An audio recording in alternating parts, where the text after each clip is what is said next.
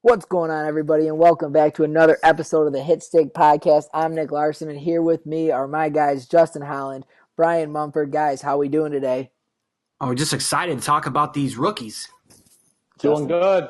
Awesome. Yep. Let's go ahead and get into this. We got the first round. This is a special edition Hitstick podcast. We're going to recap the first round of the season 12 draft. We'll go pick by pick, analysis, breakdown, boom, bust, give them a grade if we feel like it.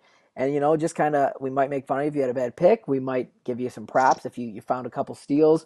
But let's go ahead and, let's start with the big storyline of the offseason. We had some trades and some shifting and some movement in this top 10, even more so the top 5. Brian, do you want to kind of start talking about that a little bit? Yeah, I mean, let me first off say that I've never seen this.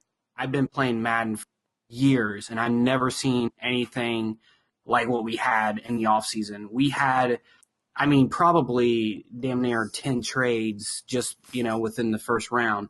The big thing was myself and Brent traded. I had the third pick because I packaged up a bunch of picks to the Panthers, and I got the third pick.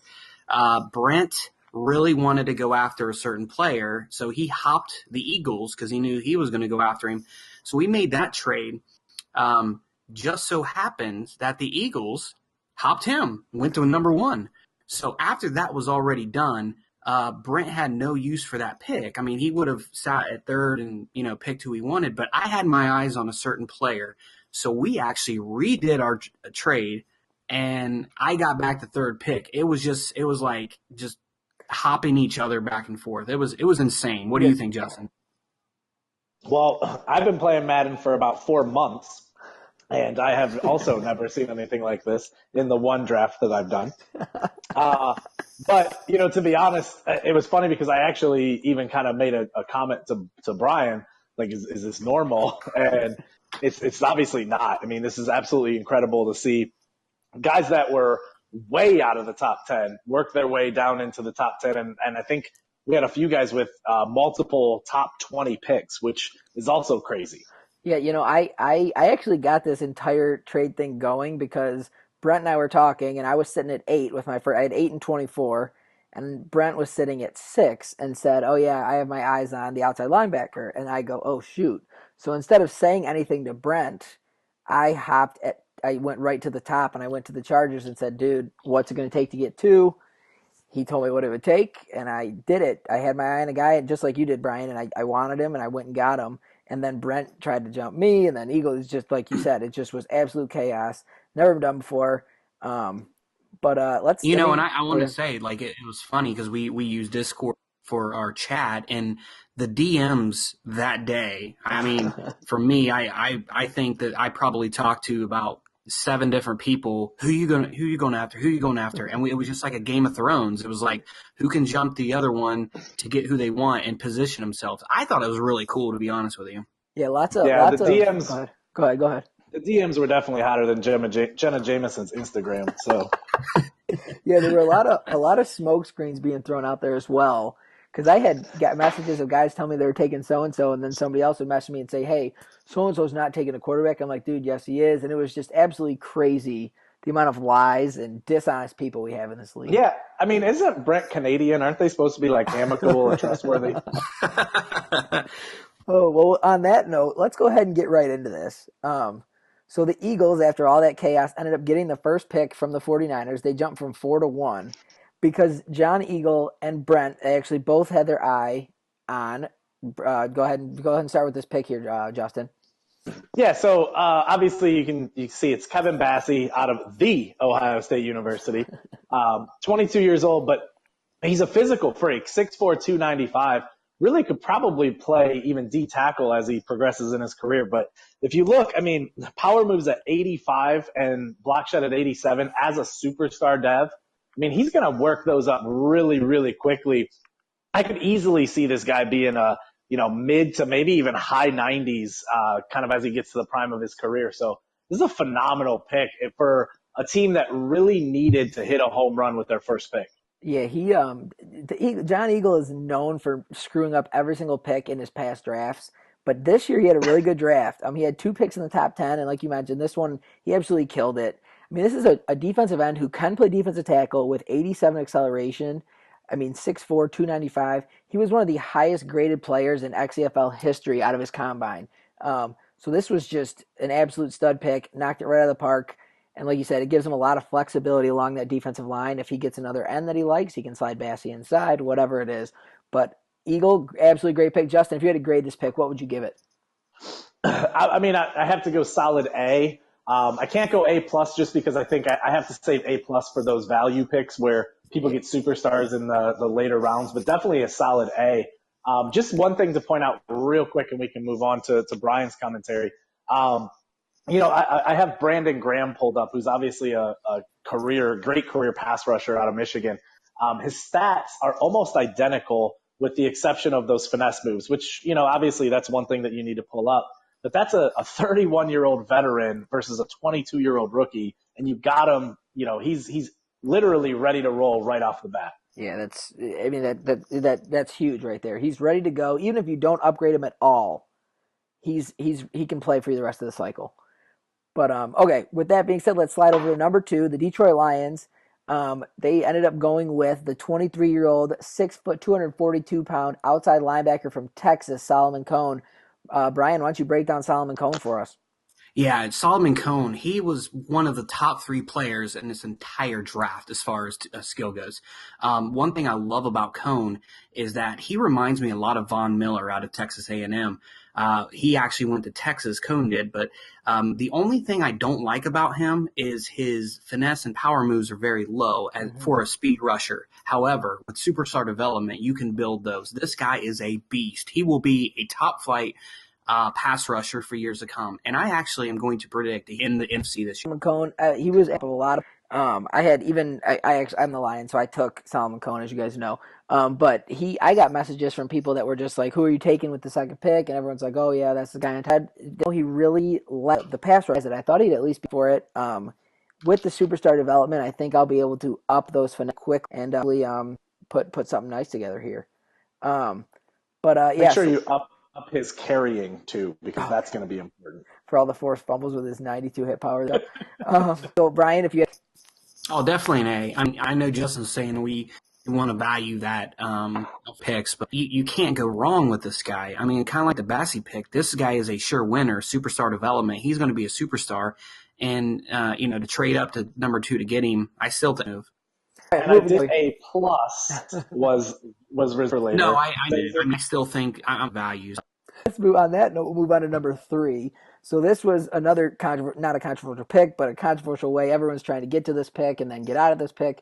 But it was the first quarterback taken of the 5 quarterbacks taken in the first round, and it was the stud 22-year-old Slay. You can see the accuracies, and I'll let you go ahead and take it from here. Yeah, so I know we're not supposed to talk about us as the coaches, but Nick already violated that rule, so I'm going to do it too. So Chance Soleil, I got the great opportunity to play against his ass in week 1, and he basically lit me up for, I believe, 358 yards passing. Honestly, I was really, really impressed. His short accuracy is an 88, it's up there with the elite quarterbacks in our league already. And obviously, the quick development trait. The one thing that I, a lot about this pick before he made it, and he kept going back and forth between this guy and Shaylin Downing. Downing obviously has that superstar development because of the Heisman, but it went back and forth. And it's really interesting to Heisman with a superstar development doesn't go first, as far as the quarterbacks are concerned, at least. And it's somebody else. And this guy, I think he hit a home run with the pick. I talked to a lot of different guys that were And, it was all season long. It was who are you taking? Who's the better guy? Who's going to be that? Who's going to have the quick development? Who's going to have slow? And, because Brian made the move, he went up, he got his guy at number 3. He had to give up a lot, and he went with his gut and took the guy that everyone had right at the top of their board. And, I think it's going to pay off for him in the long run. Yeah, and I have to agree with you. I'm going to give him an A on this as well. I know it's probably boring. We're going just A right down the line. Oh, don't worry. We'll get to some D's and F's. It's well, okay. I got an F in here too. So, but ultimately, truthfully, again, this is a kind of a can't miss pick. It's really all 3 of these were great positions to be in for these teams because there's so many really good, solid picks that you could have kind of, you really can't miss on a top 3 pick. Although the all right, so that's the first quarterback down. We'll go ahead and go to number 4 here.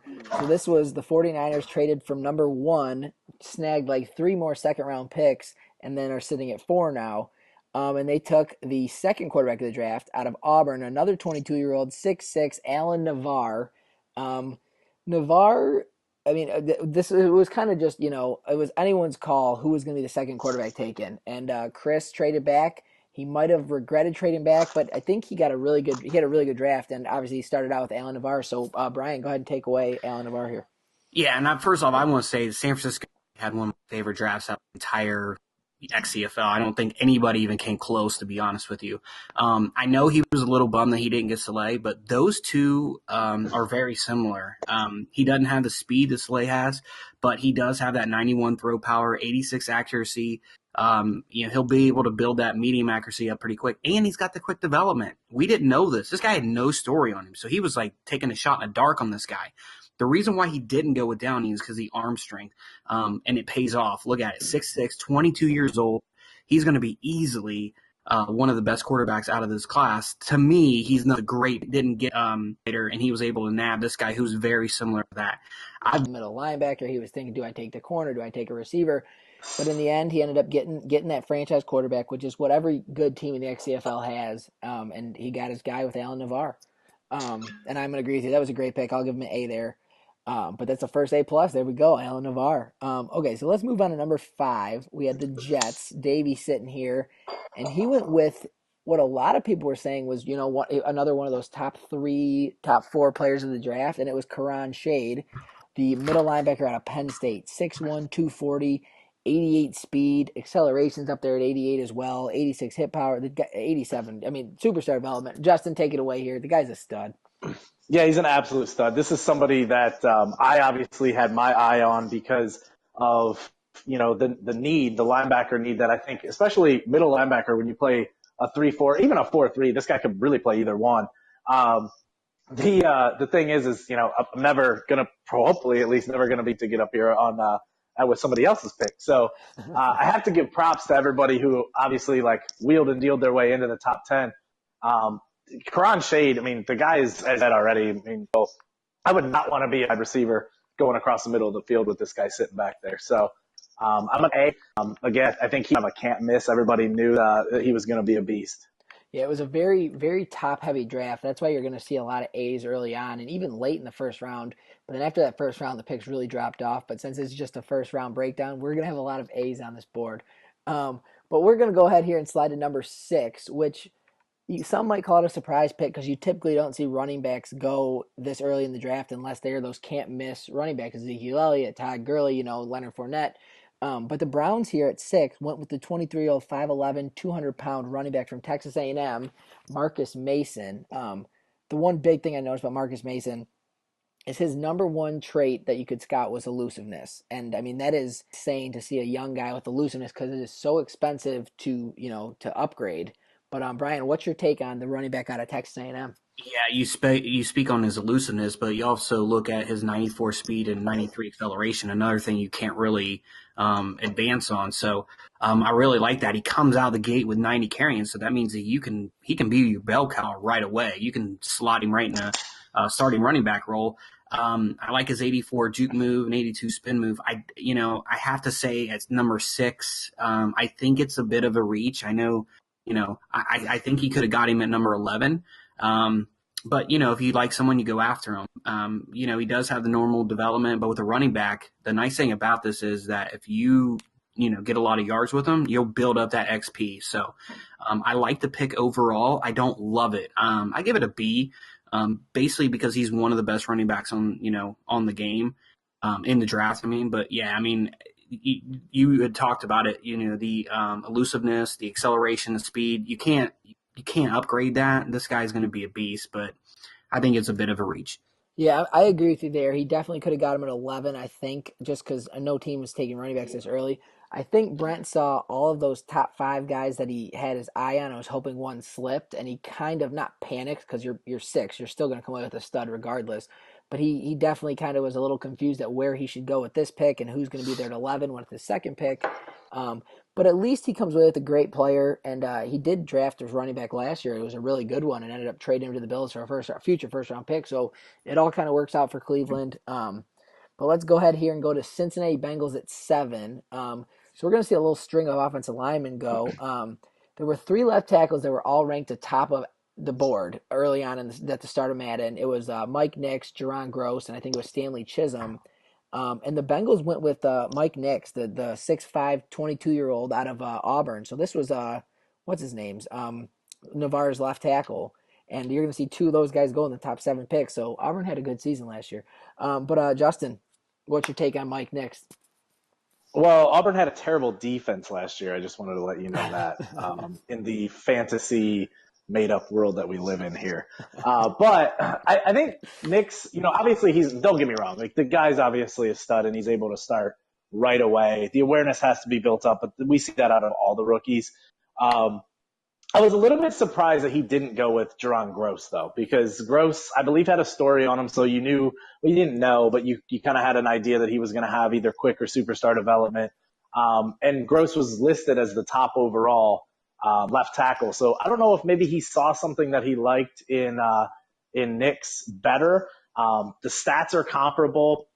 Gross is just a bit higher in like impact block. He's an 87 versus an 85. That concerned about a rookie, left tackle's run block. But I think, I have to go probably A- on this. Not because he's a bad pick, obviously. I just think that this could have been, you could have gone with the top overall left tackle that is going to have a quicker development trait.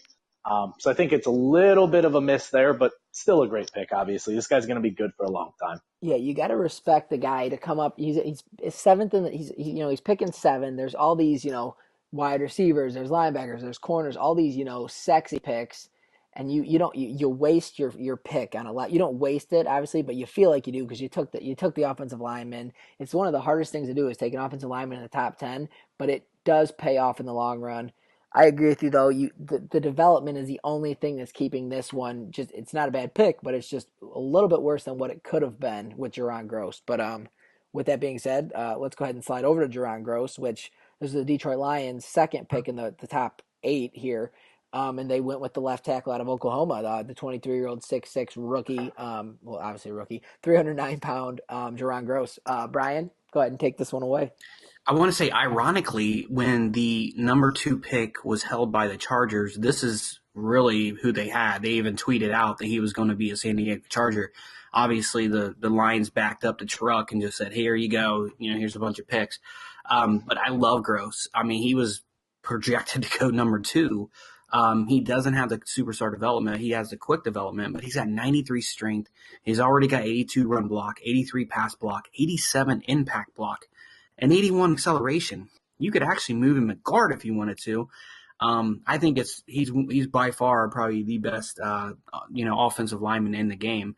And again, it's not a sexy pick because you really want these like skill positions, but you have a need to offensive lineman. You need that in this league. I love the pick. It's if he was a superstar development, I would give it an A+. Because he wasn't, I have to give it an A because I can't believe he fell down that far, to be honest with you. Yeah, and the Lions dealt their stud left tackle Taylor Decker to get up to number 2 to go get that outside linebacker. So it was great when this guy fell to him; they were able to take him. I originally had my eye on Nix because I thought Gross would be taken in the top 7 for sure, but when he fell, I was so happy. It is worth noting that his older cousin does play for the Atlanta Falcons, the cornerback Sanalu Gross, who was taken last year late in the first round. So we got a ton of talent out of this Gross family here. But with that being said, let's go ahead and move on here to So one of my favorite picks in the draft, the Philadelphia Eagles, their second pick, go with the stud. Well, I don't know how this guy played football at Northwestern State, but he's 6'5", 236, 22 years old. I mean, Justin, take it away on Gordon Todd here, man.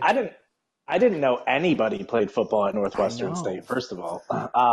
And I just wanted to, just a quick sidebar. We're through 2 Detroit Lions picks, and I haven't heard a Josh Jones reference once, which frankly I think is an A plus in itself. Um, this guy, Gordon Todd, is absolutely ridiculous. This dude's going to be a Julio Jones, OBJ type player. I mean, obviously, the route running needs to come up, but those are route running and awareness are obviously two of the cheaper attributes to build up for a wide receiver. This dude can be, I'll bet you by week 6, this guy's a 90. Like, he's that good. Mm-hmm. It's a great pick, superstar dev. He's going to be the number 1 receiver on this depth chart. If he's not already, he's going to be there very quickly.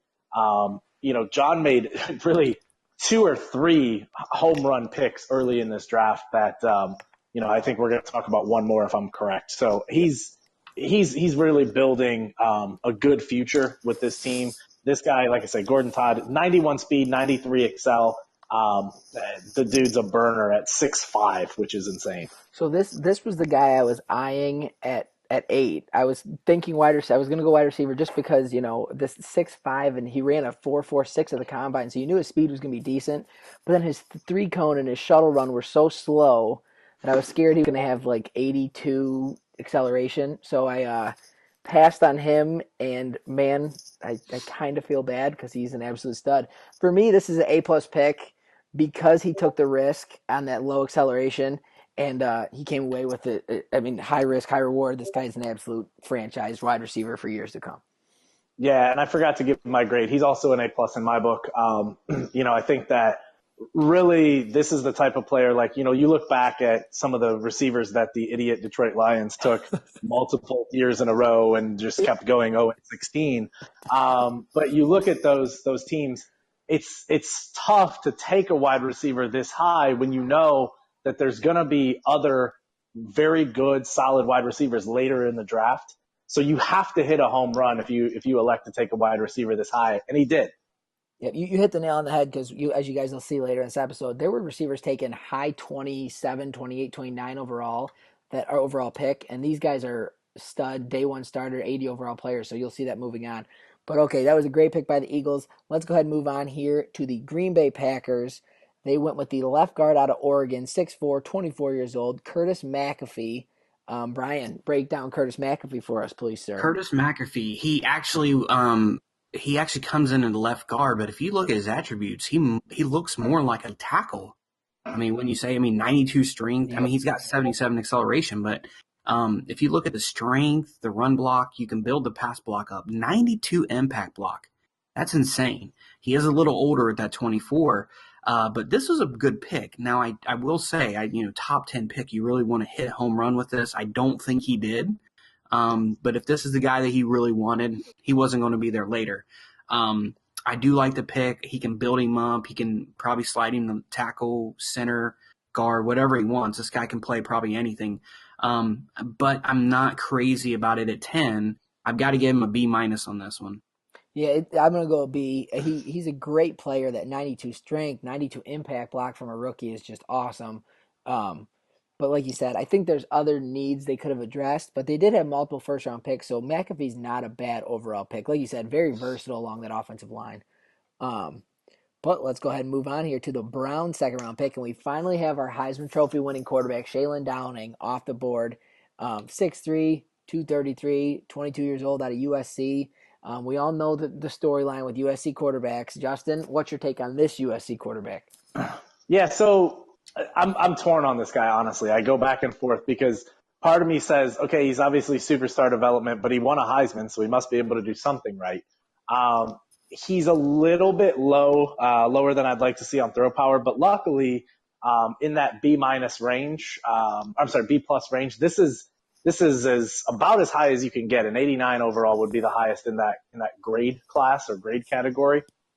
So Brett did kind of, I don't want to say he lucked out, but he was lucky that he didn't have a lower throw power there. He didn't have it as high as the Navars or the Salas or Salays or whatever the hell that guy's name is. But ultimately, I mean, I feel like there were still other better quarterbacks available, but I think the superstar development trait is going to kind of outweigh that, obviously. I normally say I don't like, comparing development traits versus one another, but I guess I'm talking out of both sides of my mouth at this point because I do like it on this one. So I think it's a solid A. I mean, I think he took a flyer on a guy that didn't have a great combine and he didn't have a great stat line or scouting line, I should say. So I'm going to give him an A because he took a flyer on a guy, and I think it'll pay off. He's as good as Deshaun Kaiser was Yep. already. It's interesting to note, he went out and signed Matt Ryan in free agency, so I almost thought he was going to pass on a quarterback altogether. But when it came down to it, this is the year of the quarterback, and we have 5 quarterbacks going in the first round, projected 6. You got to get your guy if you need one, and even if you start Ryan for a year, you have Downing on the bench, and you can go to him, but you don't want to miss out on XP, obviously. But let's move on to 12. So this one, another player out of USC. So we had back-to-back USC players here. This is the cornerback, 6'2", Thomas Holland, 21 years old. And, I mean, Coach Jack, the Redskins, was all over the phones all day trying to move into the top 5, top 6 picks because he wanted this guy so bad. He even wrote an article saying this would have been his number 1 overall guy chosen in the draft. We all know how Jack likes his DBs, tall, fast, lengthy, and he got a guy here with Thomas Holland. Brian, your turn here. Break it down for us, sir. I cannot believe that he fell to 12. I mean, there probably wasn't a need with the other teams, but this guy, Jack hit a home run. I mean, let's be honest, 21 years old, 6'2", 93 speed, 92 acceleration, already 82 man zone. He'll be able to build that up. Superstar development. This guy is phenomenal. I mean, he will be a shutdown cornerback. And, like Justin predicted on another player, I think he'll have him at a 90 by mid-season. That's my prediction. There's no way you can't give him an A+ for this one. Yeah, I agree with you completely. Holland, I mean, his combine slightly scared me a little bit when I looked at it.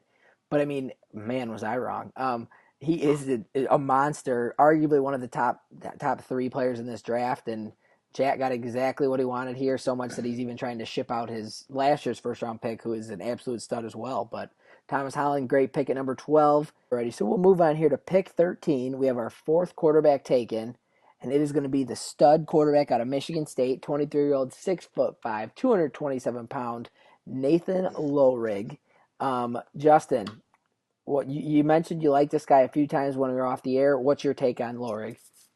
I do. And so, going back to me talking out of both sides of my mouth, I don't care about the slow development on this guy. I know that obviously the Shaylin Downing, the Chance Soleil, Alan Navarre, the quick and superstar development traits, those are obviously coveted and for a good reason.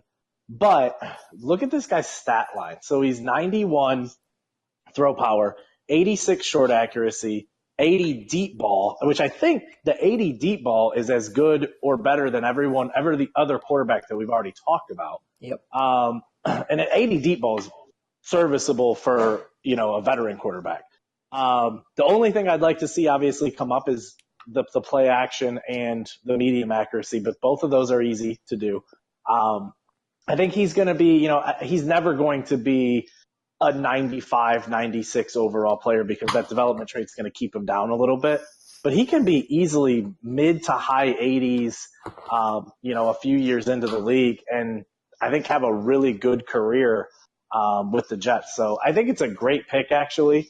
I know he's slow development, but I'm going to give him an A- on this one. I do think he probably could have gone elsewhere, but he's still. This is a great pick.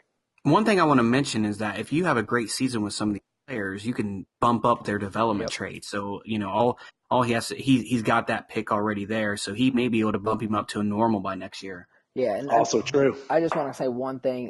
The comparison you made earlier with Brandon Graham and the pass rushing moves, Matthew Stafford, who has the highest throw power in the game, is only an 80 deep accuracy passer. So this guy's coming in as a 23-year-old, phenom here with an 80 overall deep accuracy. And I mean, like you hit the nail on the head here. The slow development doesn't matter as much because he's more developed than the Downings and a couple of these other guys. So he's ready to go day one, and I think Davey ended up getting a good one here at number 13. And I But think real quick, one thing I wanted to yeah, just point about all these quarterbacks as we go over is you're going to see. So in Madden, we all know awareness is the biggest factor in a player's overall rating.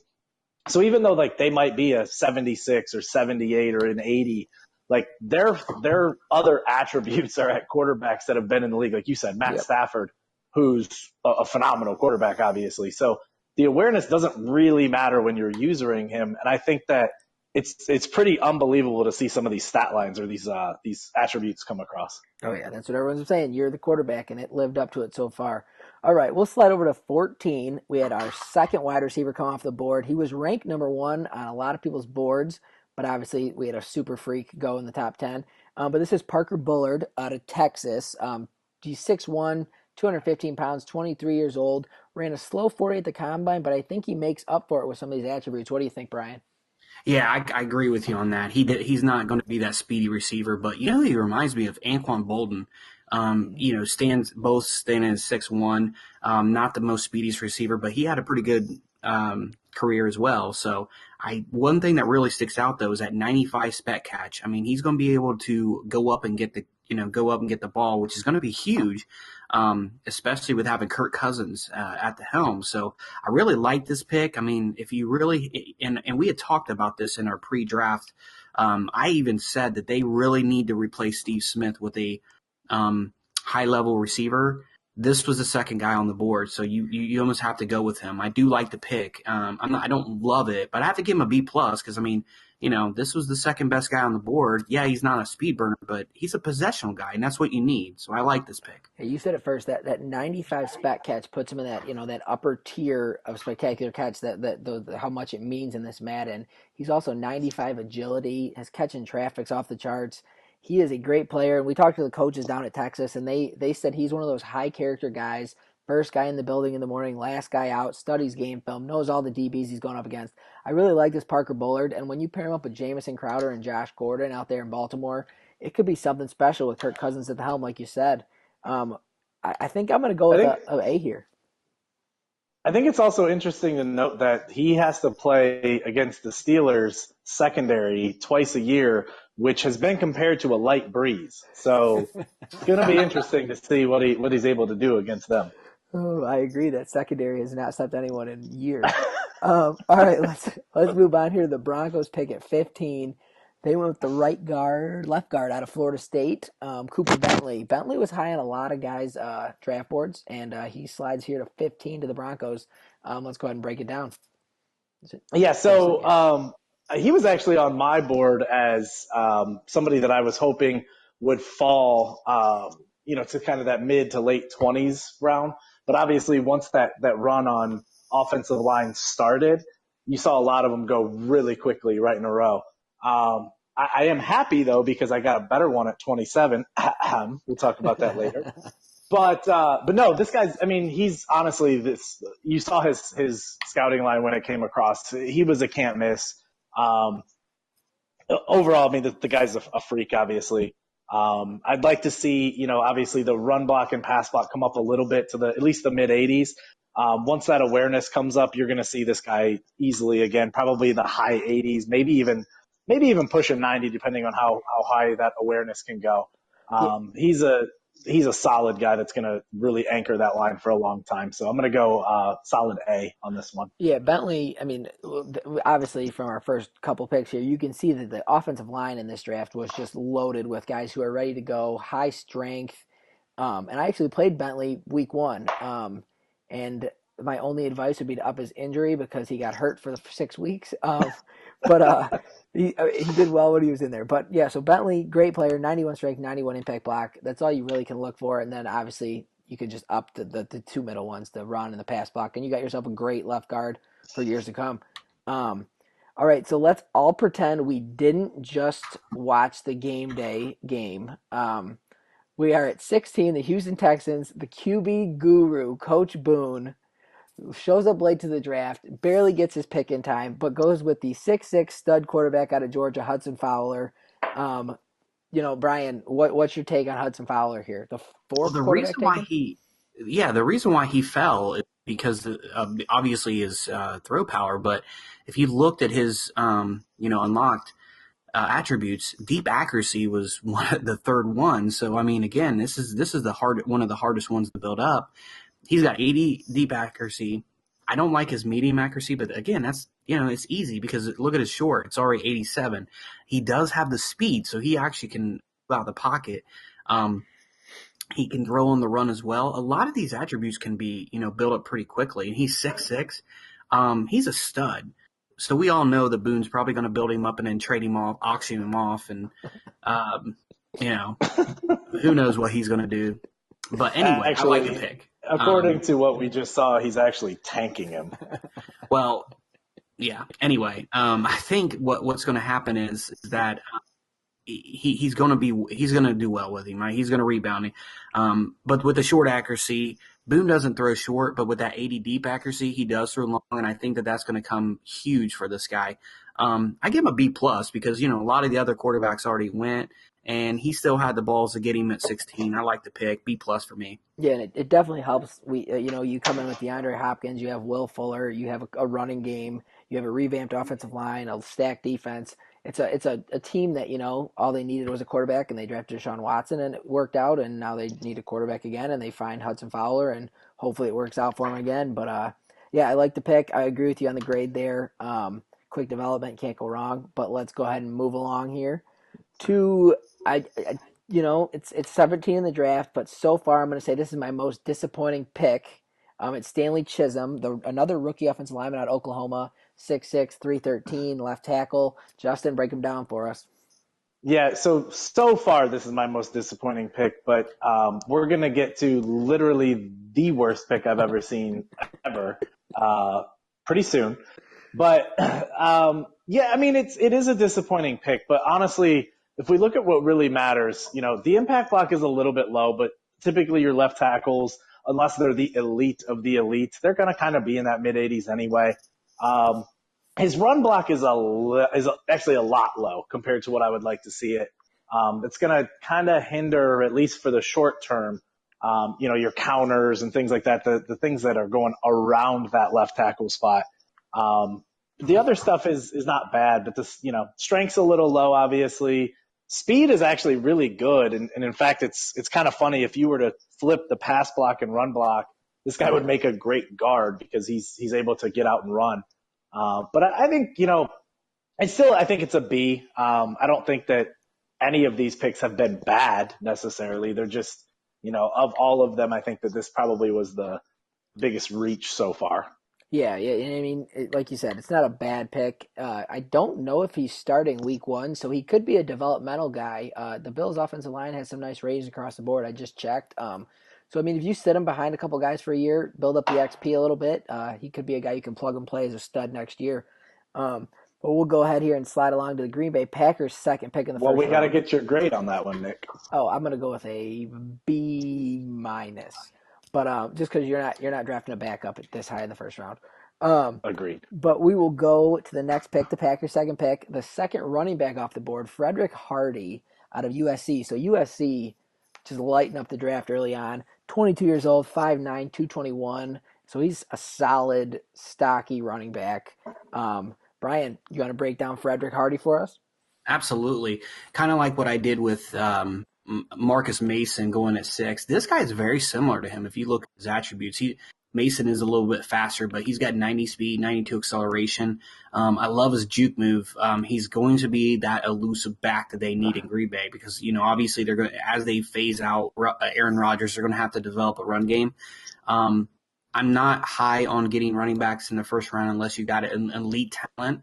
But at 82 overall, only 22 years old, the sky's the limit for him. He does have that normal development, so that's why I say he really does remind me of that Marcus Mason.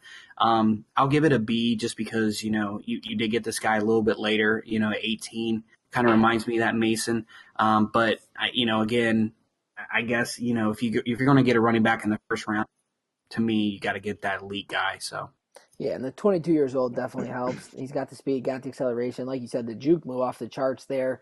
I like Frederick Hardy. The back vision, I think, slightly brings up his overall to an 82. But yeah, I like him. He's got a nice beard.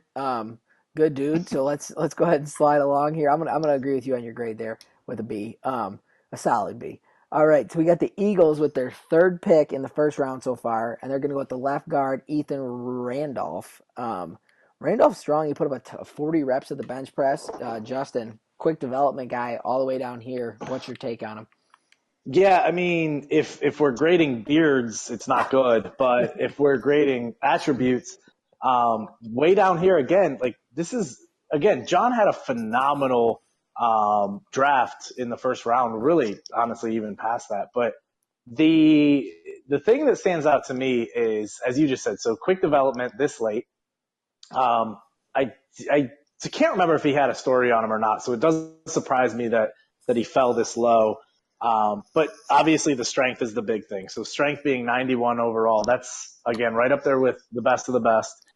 His pass block is phenomenal for a 22-year-old, and then obviously he's a 300 pounder, 22 years old.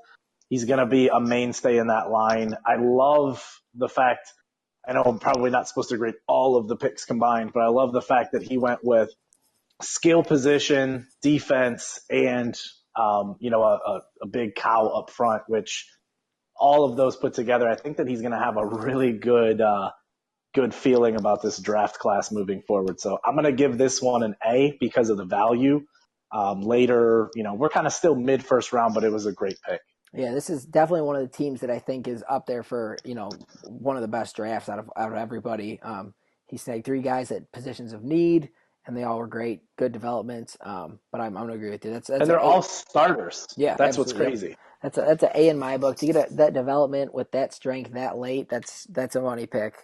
And then we'll slide on here a guy very similar at number 20. The Minnesota Vikings take Hanson Sweeney out of Ohio State. No, Um, the Ohio the State. the Ohio State. Sorry about Get that. it right. But this is a big dude, 6'3", 328. I mean, quick development again, and a guy taking it 20. This offensive line class. I know we talked about the quarterback class, but Brian, go ahead and break down Sweeney for us. This offensive line class is phenomenal. Yeah, and it was actually really underrated from what we saw. I do love this pick. I mean, quick development, 80 overall, 89 strength. That's damn strong for a guard. You could actually slide him over as a right tackle, I believe. 84 run block, so he's ready to help out Dalvin Cook to pound that run. It's 78 pass block. You're gonna have to build that up to get him to be able to protect Teddy Bridgewater. But 87 impact block, I love that. I don't think he's I think your acceleration needs to be a little bit faster to be able to pull, in those run situations. But I like the pick. He's quick development, so a lot of this stuff's going to be easy. I gave him, B plus on this because I do like the pick. Obviously, coming out of Ohio State, that doesn't hurt either. So. Absolutely. I mean, that you're going up against our first overall pick every day in practice because he's it's iron sharpens iron, and this is another great pick. And I agree with you. B plus, quick development, can't go wrong. So there's the next guy. I don't even know if we have to talk about him at 21 because I know Knockout, our Chiefs owner, is going to talk about him enough throughout the year. But the strong safety out of Wisconsin, Jacoby Mack. He he's a really good player that can play any of the safety positions, and I think that's the position the Chiefs needed the most because you got an aging Eric Berry, you have an aging Ron Parker. Justin, do you agree with me on this pick? It's a good pick for the Chiefs. I do think it's a good pick. So I actually I'm on console right now, and I have Eric Berry. Eric Berry's 30 years old and is still a 94 overall. I didn't realize that. That's insane. He's actually a lot faster than Eric Berry. Eric Berry's an 87. He's a 92. He's quicker acceleration. Where he lacks, though, and I think that this could potentially pose a problem down the line. Obviously, so you look at and I know here I go again, talking out of both sides, right? But the normal development trade, he's not going to be that superstar development. It's going to be hard to build up that zone coverage into the high 80s, low 90s. Eric Berry is a 91 zone coverage. Now, that being said, can you really replace somebody like that? Probably not. Yeah. You're going to have to just put a solid guy on the field. And I do think that this is a good pick because he's not going to be starting right away. I kind of wish that he would have went for more of a position of need because I think Eric Berry still has probably one or two good years left in him. But still, I mean, I think this is a good pick overall. He probably could start next year, truthfully. I'll go B plus on this one. Yeah, see, this is where I think you could slide Eric Berry, even with his speed a little lower. You could slide him over to the free safety position because he's a better ball hawk, and you could have Matt come in as your, fill the box. He's got 85 hit power. He's got the good speed. He can fill in the run, high pursuit. I like this pick, especially the Chiefs said they didn't have any needs coming into the draft. They were drafting all for depth. So I mean, I think he got it. He did exactly what he said he was going to do, and he got his guy. Plus he has dreads, so that you can't go wrong with that. But And the other thing, Nick, real quick, that you were just mentioning is, so I looked at their free safety, Ron Parker, who I didn't realize is also 32 years old. So yeah. they have aging safety. So this actually was a really good pick to fill a position of need within the next year or two. Yeah, and then real quick, I do think it's worth noting that he sat last year at Wisconsin behind last year's Heisman Trophy winner Hayden Hicks, who plays for the Buffalo Bills now, and then Thomas Martinez, who's actually starting and had 3 interceptions his first game for the Baltimore Ravens. So he was sitting learning from these guys who both went in the first round at Wisconsin last year. So I mean, this guy's got a bunch of knowledge. 23 years old, 225. I do like this pick. I'm going to go B plus for the Chiefs as well. Let's go ahead and slide over here to number 22. Now this is a great pick, Brian. I know this is your own guy, but go ahead and break down the stud tight end out of Nebraska for us, Jake Morley. Well, we traded Austin Hooper. He was the reason why we traded him because he was coming up on re-signing, and we felt we just needed to get a little bit more depth there, and we didn't really want to do that. So obviously with Chase coming in, we want to give him somebody that he can throw to along with those receivers. So we went with Jake Morley. He blew it up in the combine all year. He led the tight ends in yardage and receptions. He's just a vertical threat. I mean, what can you say about this guy? Superstar development. So we knew we were going to go in.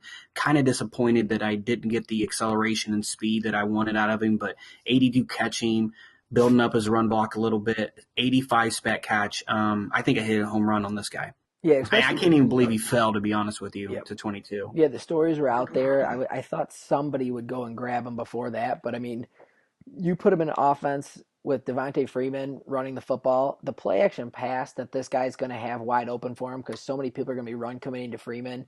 This guy's going to put up huge numbers, and we could see him make a push and be a tight end to win Rookie of the Year maybe. But like you said, he's not the quickest tight end maybe in the draft, but the high catch and like we said, the superstar development. This guy, you definitely hit a home run here. 6'6", 250.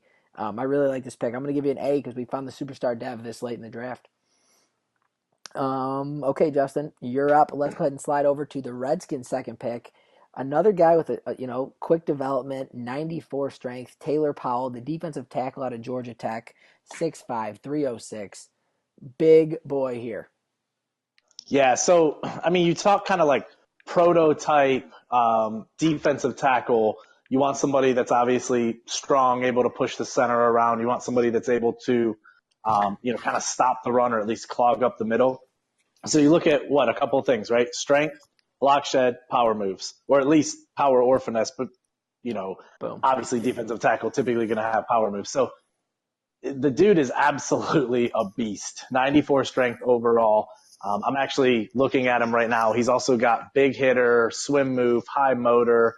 I mean, to get all of that in a rookie first round, low 20s pick, obviously we know that Jack is high on defense. I think Bud Foster would fire his ass if he wasn't. So interesting to me that this guy really fell that far to be able to pick up an 82 overall quick development guy like this that late. That's an A on my book. It's the first D tackle taken, but he honestly is very comparable to our first overall player, Kevin Bassey, taken with the crazy high power moves, the crazy high strength. Bassey does have that superstar development, but Powell is pretty close, and although he does play defensive tackle, him and Bassey have some very, very interesting similarities, but Jack was able to get him all the way down here. That's a great pick, and I mean that just shores up his front seven a little bit more to help those ball hawking DBs make more plays. I like this pick. Did you give it a grade? Yeah, so I gave it an A.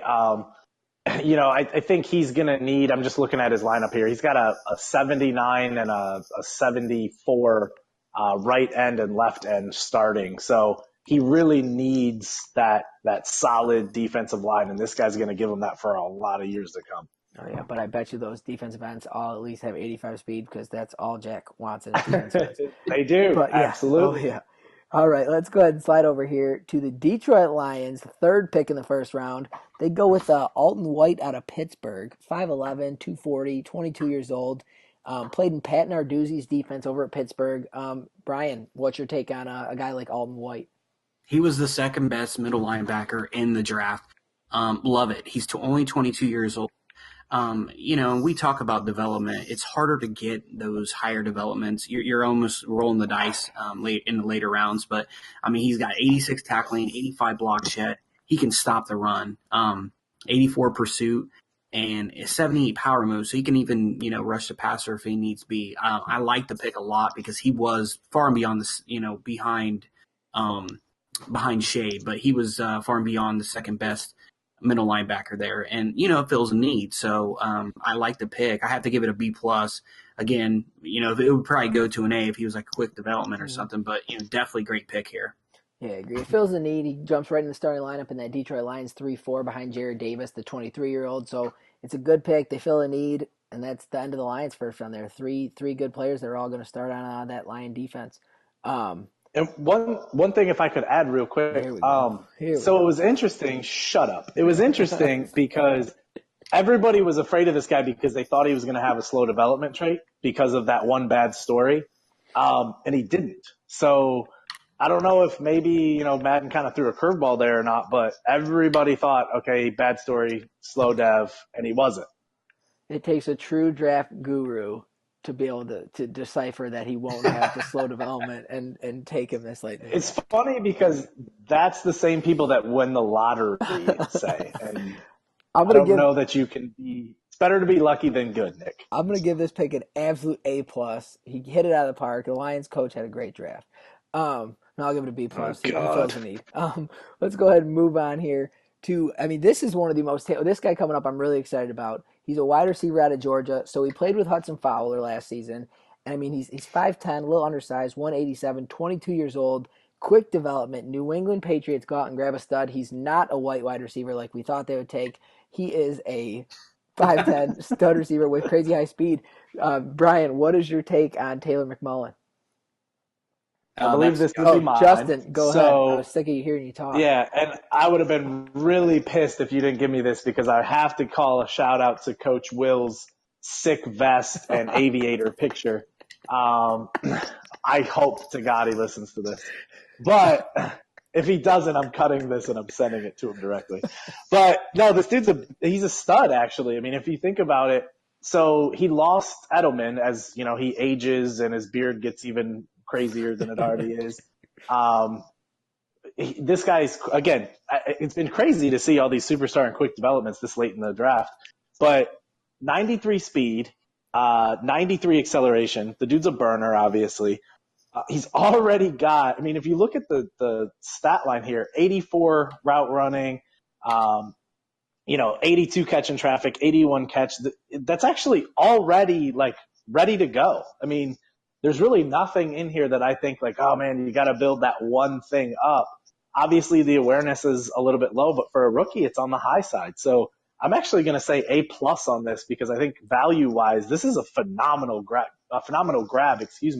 this late in the draft. Yeah, you get the 80 overall, and we called this pick in the mock draft. And you pair this guy, the 5'10", 187 speedster, up with Roland Mumphrey, the 6'6" monster that was taken in the third overall pick last draft. And you're going to have a duo here, both quick developments for years to come. It doesn't even matter that Tom Brady's gone because, you brought in Ryan Tannehill in the offseason. You have Davis Webb behind him. He's got two stud receivers to throw to. You can still let, Marvin Jones, Julian Edelman kind of work the slot. I really like this pick, and I agree with you. This is an A+ pick at 25th in the draft to come away with this guy. What were the Lions thinking taking a middle linebacker with the 24th pick? But let's go ahead and move along here. We're going to go to the Browns' third pick in the first round. And this was a surprise to me because I did not think this guy would be as good as he was.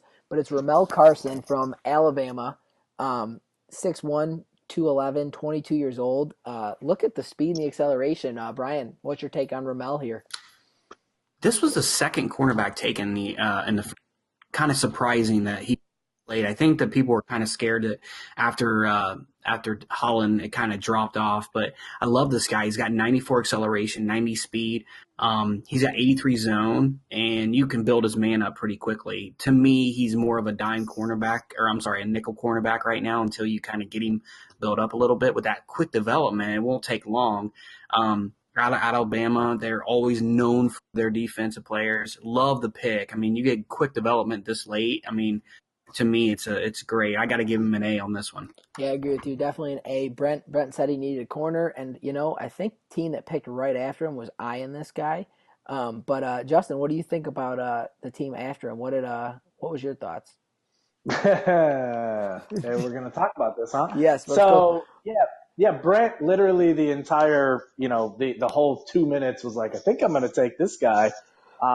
And I was trying to figure out a way to disconnect his internet so that he just took the first guy on his draft board. But unfortunately, in Canada, all I kept hearing was sorry. So I was unable to get it done. It's a great pick, really is. I wanted him. I agree. So then let's go ahead and go to your pick here. I think it was 27. You ended up doing really well with this pick, and I was really surprised because it's you. But you came with Right. Simon. Wait, can we mention that last year he drafted a Movement player as his first round pick? Oh boy. Well, And then traded him away for another pick. Two more picks. but we do have Simon Everett, 6'4", 23 years old, 321 out of Toledo. Midwest guy here. Quick development here, 87 strength, 89 impact block. Go ahead and break down your guy for us. So I just want to point out that I'm from Toledo, and actually Simon and I were born in the same hospital. But overall, honestly, and I obviously wanted Carson. I thought, he was going to anchor my secondary for a long time to come. I am more than happy with this pick. So I'm actually looking at him. We're 1 week into the season, and I already have him at an 82 overall, 80 pass block now, and 72 awareness. I was really happy about this. I did not expect him to be quick development, so that was a pleasant surprise. I think that I really, really, really needed offensive line help, and he's going to really help me for a lot of years to come. So. Yeah, I'm going to give you an A. It's a quick development, 80 overall player at 27 in the draft that no one else saw. So this is a great pick. You didn't get your corner, but you shored up a need on the offensive line. A pick. There you go. I said it. But let's go ahead and move on. Now, this pickup coming up here is one of the guys I'm most excited about. He's out of Louisville, little tiny guy, 5'8", 170 pounds, BJ Booth. So quick shout out to Josh.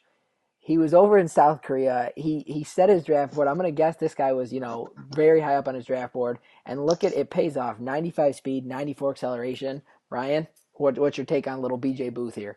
Yeah, for not making a draft, this is a great pick. This guy reminds me of Tavon Austin. I mean, about the same size, 95 speed, 94 acceleration. Throw him in that slot. He's gonna really make defenses become honest now. I mean, before they could just throw 8 people in the box and try to take out Zeke, but now they have to be honest, especially with Dez and Booth stretching the field. So I love this pick. 93 jumping, so he can go up and get the ball. 85 spec catch, 84 catching in traffic. Kind of like, I mean, the only thing I don't like about this guy, well, there's 2 things. Obviously, one normal, but 71 catch. I mean, What the hell is with that? He can catch in traffic, but he can't catch when there's nobody around him. Yeah. So, yeah, he's going to have to build that up. But, I throw him in a 3 or 4 slot until you get that build up to maybe till 75. And then, let the games begin. Throw him back there to kick returner and just start burning people. Yeah, but for him not being there, drafting an A2, I got to give him a B+ on that one. Yeah, I agree. It's a position of need for sure. You got an aging Des Bryant, an aging Terrence Williams.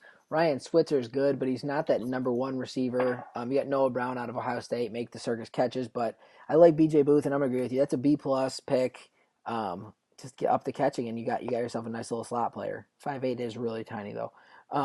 Let's go ahead and move on. The pick behind him, so we went back-to-back receiver here. The Super Bowl champion Tennessee Titans go with Antoine Veros out of Miami, and he's exactly what you expect a receiver out of Miami to be. He is a burner, 94 speed, 92 acceleration. Justin, take it away. Yeah, I mean, he was seen wearing a ginormous gold chain at the draft, which is very Miami as well. But honestly, I mean, I know well, I shouldn't say he's only 79 overall because obviously this late in the draft, that's awesome. It kind of pisses me off, to be honest with you, because he won the Super Bowl and now the rich just keep getting richer. Burner, he's the second fastest wide receiver on their team, only by a point, 95 to 94. But he's an absolute perfect kind of slot receiver that, he's not quite as fast as like a Tavon Austin, but he can play that same role. And obviously, really the only thing I see on here that I would have to build up is that catch in traffic. We have a lot of really good defensive teams with great secondaries, obviously, good pass rushes that make you throw the ball quickly. So I think that's probably the only thing that is kind of I don't even call it a miss on this guy, but just a little bit low. But that can be built up quickly. So I'm going to give him probably A minus on this one. Yeah, I'm going to agree with you on the A minus. You pair this guy up with J.J. Phillips, their other 23-year-old stud receiver, Corey Davis out of Western Michigan. You have three receivers here that are ready to go for your. Marcus Mariota is set for the rest of the cycle with these three guys. You got Davis 6'3", you got Phillips 5'8", and then you got Veros right in between them at 5'11". So you get a little bit of everything with this offense. Like you said, the rich just keep getting richer. Great pick for Coach Yost this late in the draft with Antoine Veros. All right, so let's go to the Jets. It's the 30th pick in the draft, their third pick in the first round. And, quietly, Davey had an awesome draft, drafting Lorig, Karan Shade, the middle linebacker, and then taking Tanner Steen, the 22-year-old, 6'3", 313-pound right guard, it looks like. Brian, what's your take on Tanner Steen? Oh, I love this pick, especially at number 30. He's only 20, quick development, 89 strength. Again, you could probably play him at right tackle if need be, but he does have that 81 acceleration, so you're want to probably eventually keep him at guard. You need to build up that pass blocking a little bit, but look at the 88 impact block. I mean, that's huge. That's going to be knocking these defensive tackles over. I really like that. And having that quick development this late again, it's huge. He really hit a home run on this one, especially with what was available at that position. He needed to kind of help out that line, and he got help with Tanner Steen. 76 overall, I think it's because it's awareness. You're with the way that awareness works with offensive linemen this year, he's really going to have to build that up. If it was me, I'd keep him on the bench until he at least got him up to a 70. But it shouldn't be expensive, and with quick development, if he puts him as one of his focus players, he should get that pretty quickly. I like the pick. I'm going to have to give him a B+. So I'm going to go with an A minus here because for the pick, but mostly because what he did in the offseason. So Davey went and signed Corey Robinson, the left tackle from Detroit in free agency, who's starting at left tackle for him. He goes and gets Eric Flowers, who's a left tackle for the Giants, moves him to right tackle. He picks up this guy in the draft, and they're all to protect his new franchise quarterback in Nathan Lorig. This is a great pick, and the Jets, I'm going to say watch out for the Jets to win the AFC East next year because this is a great draft for Davey, a great offseason. He's ready to roll. Did you watch their Week 1 game? I did, but other than Okay. Week 1, we'll just it's a long season. But if he could beat the Patriots both times he plays them, he's got a really good shot. Davey, don't let me down. All right, so that's not the end of our first round, although it should be. We're going to move to our last two picks. This one was a shot in the dark. The Carolina Panthers took a Caleb Thielen, the rookie. He's 21. That's a plus from North Carolina. Justin, I'm just going to let you go here. So this is honestly an A+ pick for the other 31 users in this league. This is undoubtedly the most ridiculous pick I've ever seen. I'm just going to be. Well, Jim had a pretty bad pick last year. This is similar to Jim's. Yeah, this is bad. I just want to point out that his strength is 79. That's 20 points higher than his punter. Just go ahead and let that sink in for a second. Can I say one thing real quick? Sure. So this is the third best left tackle on his team right now. Yeah, third it is. Best. Okay. So I'm looking at this right now. So Matt Khalil, who is 30 years old, is at a 79. And then they have this Roosevelt Allison, who's also a rookie, which is it's laughable to me because they paid a $4.68 million signing bonus to a guy that probably should be cut. This is a really bad pick. Like, it's just not good. Yeah, they got Roosevelt Allison in the sixth round.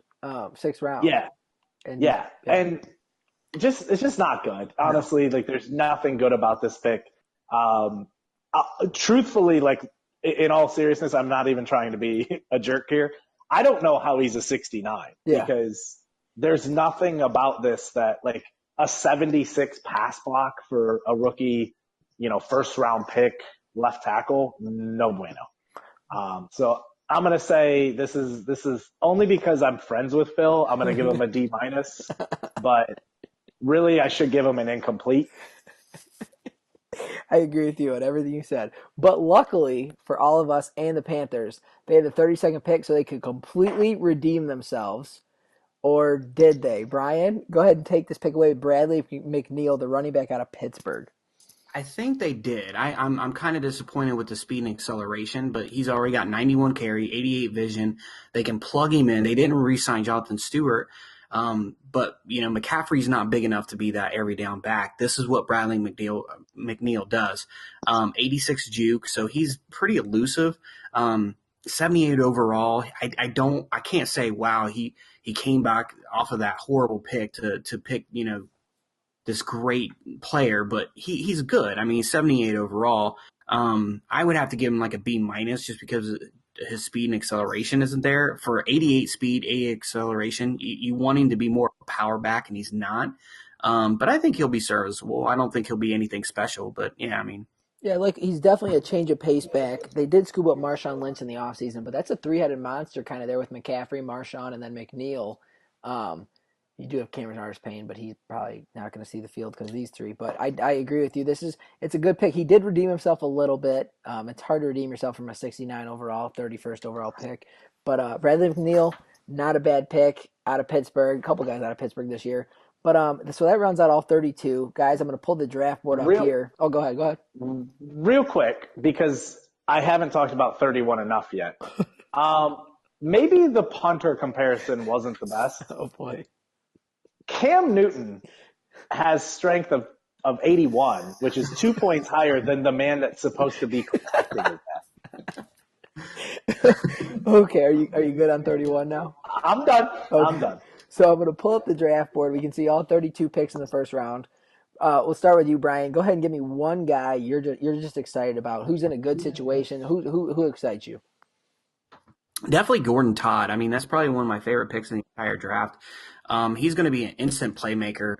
Letting Alshon Jeffrey go in that trade with the Giants. This guy he's phenomenal. He reminds me of Leo Jones or AJ Green. This guy is going to be a stud. And like Justin said, I think he's going to be a 90 by the middle of the year.